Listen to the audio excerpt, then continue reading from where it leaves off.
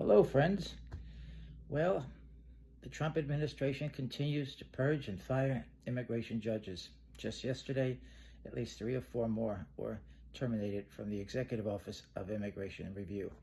I can tell you these were exceptional judges, hardworking, did the best they could with a very dysfunctional system, yet the administration continues to destroy due process and fair hearings in all of our immigration courts.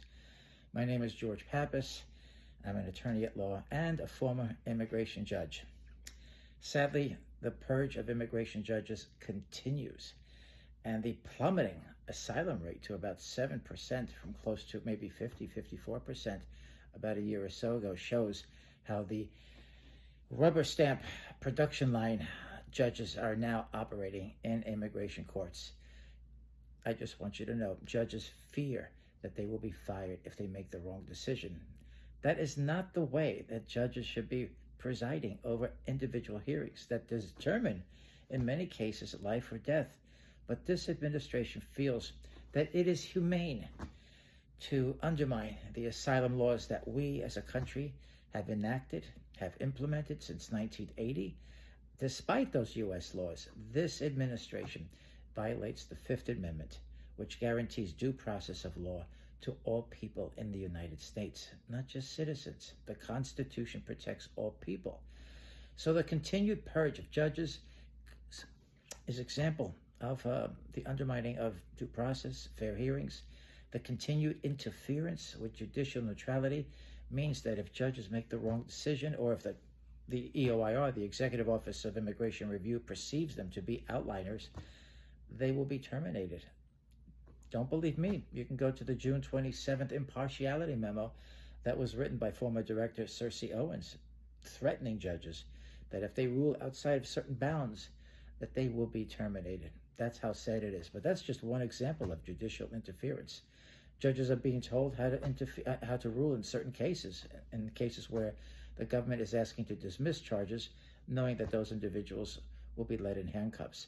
The most egregious example of the violation of people's due process rights was the March 24th, 2026 letter that was written by U.S. Attorney for the Southern District of New York, Jay Clayton, wrote to the judge pursuant to a lawsuit in that case that ICE had no legal basis since May to arrest people in immigration courts.